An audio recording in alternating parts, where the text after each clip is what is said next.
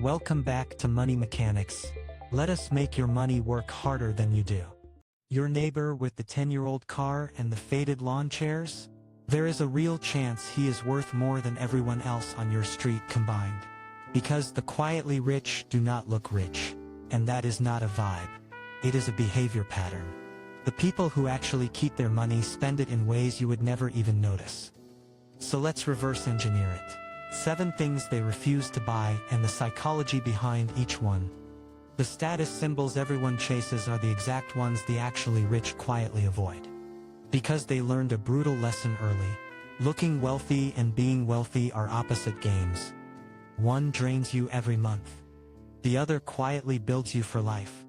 So watch what the quiet ones do, not what the loud ones show. Number 7. The brand new car, straight off the lot. It is not that the rich are cheap. They understand depreciation as a quiet transfer of your wealth. A new car can lose around 20% of its value the moment you drive it away. So they buy the same model 2 or 3 years used and let the first owner pay for that drop. A car is a tool that loses value. They treat it like one. The badge on the hood was never the point. Think about what a financed luxury car really is. Not a possession. A subscription you pay every month, for years. The payment, the insurance that scales with the price, the value bleeding out, the moment you drive away. And people do look. They look, they drive off, and they never think about you again. You rented a stranger's glance by the month, and the rent never stops.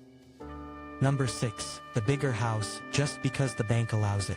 When income jumps, most people upgrade the house to match. The wealthy resist that on purpose. A more expensive house is not one expense, it is a permanent multiplier on every other one. Bigger taxes, bigger insurance, bigger bills, more rooms you will rarely even sit in. A modest home with a paid-off mortgage buys something a mansion cannot. Options. There is a name for the trap. How? Lifestyle creep. Every upgrade silently raises the floor of what you think you need.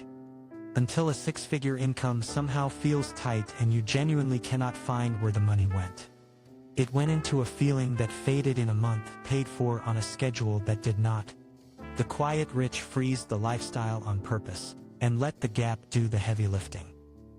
Number 5. Status watches, logo bags, anything that screams the price. This is the heart of quiet luxury.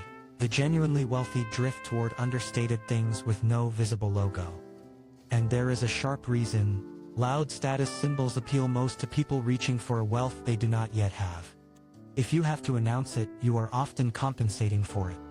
They would rather own a plain, excellent, durable thing than a branded one that is out of fashion by spring. There is real psychology underneath this. Loud logo signal hardest to people still reaching for status.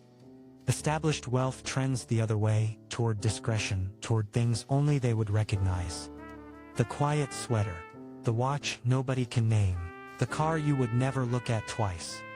If you have to announce it, some part of you is still trying to convince yourself. Number 4. The endless little convenience purchases. And no, this is not about your coffee. Forget the lecture about 1 cup of coffee. The real pattern is bigger. The wealthy are allergic to the friction tax. The delivery fees. The forgotten subscriptions. The marked up convenience run. The impulse add-on at checkout. Each one feels like nothing. That is exactly the trap. They are engineered to feel like nothing. Automatic spending is the most dangerous spending there is because it never asks your permission again. The genius of the friction tax is that each piece is too small to fight. A few dollars here, a subscription there. But automatic spending compounds in the dark exactly the way investments do, only against you. So the quiet rich audit the recurring stuff ruthlessly, once and cancel without mercy. They are not depriving themselves. They are refusing to let 100 invisible leaks run on autopilot.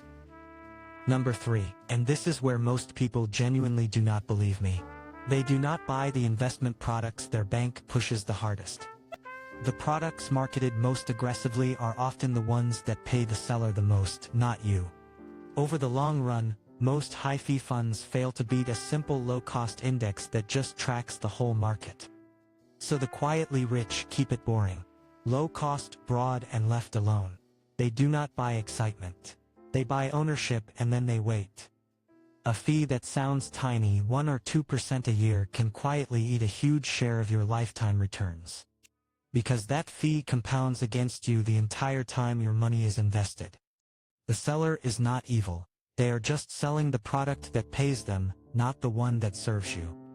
So the quiet rich keep ownership simple, broad, and cheap, and they let boring win. Number 2, they stop buying things to fix how they feel. This is the one that separates people who look rich from people who are. Most spending past your real needs is emotional, boredom, stress, the hope the next purchase makes you feel like you arrived. The quietly rich broke the link between their mood and their wallet. The high from a purchase fades in days, but the money is gone for good. So they stopped renting a feeling. The advertising industry spends hundreds of billions a year studying exactly how to make you feel that lack. The quietly rich simply stopped volunteering to be the target. Buying for use instead of for emotion is worth more than almost any raise. 'Cause it plugs the one leak no salary on earth can ever outrun. There is a piece of psychology that is almost unfair once you understand it. It is called the hedonic treadmill.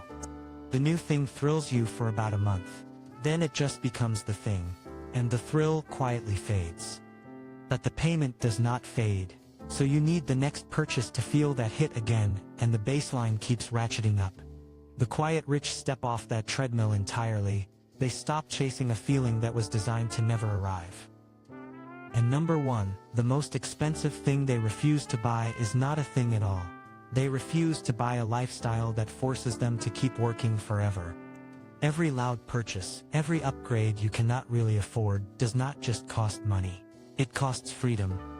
It quietly adds years to the time you are forced to show up, because now the lifestyle owns you. They guard one number above all others. The gap between what they could spend and what they actually do. That gap is freedom measured in years. The real flex was never the watch. It is not needing anyone to be impressed. That confident person with every visible marker of success might be one bad month from collapse. And the person you would never look twice at might own their entire life outright. Real wealth is freedom, and freedom is quiet. It does not need an audience. The goal was never to look like you have options.